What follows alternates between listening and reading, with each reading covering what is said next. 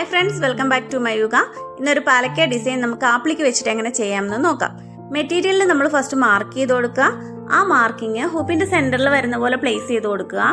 അതിനുശേഷം സ്ക്രീനിൽ നമ്മൾ കളർ കോഡ്, പൊസിഷൻ ഇതെല്ലാം നമ്മൾ സെറ്റ് ചെയ്ത് കൊടുക്കണം. ഇതെല്ലാം സോഫ്റ്റ്വെയറിൽ നമ്മൾ ഡിസൈൻ ചെയ്യുന്നതാണ്. കളർ മാത്രം നമ്മൾ സ്ക്രീനിൽ സെറ്റ് ചെയ്ത് കൊടുക്കുക, ഓക്കെ കൊടുക്കുക. അതിനുശേഷം ഒരു ഔട്ട്ലൈൻ നമ്മൾ അടിച്ചെടുക്കും. ആ ഡിസൈൻ ആപ്ലിക്കിന്റെ ആ ഒരു ഡിസൈൻ നമ്മൾ ഒരു ഔട്ട്ലൈൻ ആദ്യം അടിച്ചെടുക്കും. അതിനുശേഷം ഈ ആപ്ലിക്കിന്റെ കളർ ഏതാണോ വരേണ്ടത് അതിൻ്റെ ഒരു ഫാബ്രിക് കട്ട് ചെയ്ത് നമ്മൾ ഇതിൻ്റെ മുകളിലായിട്ട് വെച്ച് കൊടുക്കും. അത് വെച്ച് കൊടുത്തിട്ട് നമ്മൾ വീണ്ടും ഒരു ഔട്ട്ലൈൻ അടിച്ചെടുക്കും.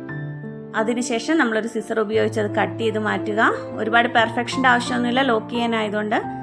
അത് കഴിഞ്ഞ് വീണ്ടും ഒരു ഔട്ട്ലൈനും കൂടെ ഇതിൻ്റെ മുകളിലൂടെ അടിക്കും. അത് കൂടുതൽ സെക്യൂർ ആയിട്ട് അവിടെ ഇരിക്കാൻ വേണ്ടിയിട്ടാണ് അങ്ങനെ ചെയ്യുന്നത്. അത് കഴിഞ്ഞിട്ട് തിക്കായിട്ടുള്ള ഒരു ഓവർലോക്കിംഗ് വീണ്ടും ചെയ്യും ഇതിൻ്റെ മുകളിലൂടെ.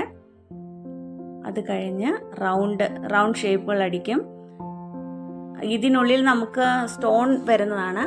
അത് കഴിഞ്ഞ് നമ്മൾ ബീഡിൻ്റെ ഷേപ്പിലുള്ള ത്രെഡ് വർക്ക് ചെയ്യും. ഇത് നമുക്ക് ഈ ഡിസൈൻ നമുക്ക് ബീഡ് വെച്ചിട്ട് നമുക്ക് ചെയ്യാൻ പറ്റും. പക്ഷേ അത് കുറച്ചും കൂടെ നമുക്ക് കോസ്റ്റ്ലി ആയിരിക്കും.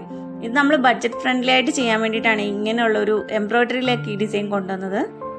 ത്രെഡ് ബ്രേക്ക് ആകുമ്പോൾ അലാറം അടിക്കുമ്പോൾ നമ്മൾ ത്രെഡ് ചെയ്യുക, ബാക്ക് സ്റ്റിച്ച് കൊടുക്കുക, വീണ്ടും സ്റ്റാർട്ട് ചെയ്യുക.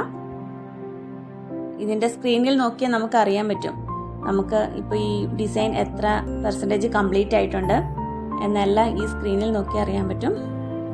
സ്റ്റിച്ച് കഴിഞ്ഞു, ഫിനിഷ് ആയിട്ടുണ്ട്. അതിനുശേഷം നമ്മൾ ഹുക്ക് പുറത്തേക്ക് എടുക്കുക. ഈ റൗണ്ടിലെല്ലാം ഗ്ലൂ തേച്ചതിന് ശേഷം നമ്മൾ സ്റ്റോൺ, ഇതിനുള്ളിൽ ഏത് കളർ മാച്ചിങ് ആയിട്ടുള്ള സ്റ്റോൺ ഏതാണോ ആ സ്റ്റോൺ എല്ലാം നമ്മൾ ഒട്ടിച്ചു കൊടുക്കുക.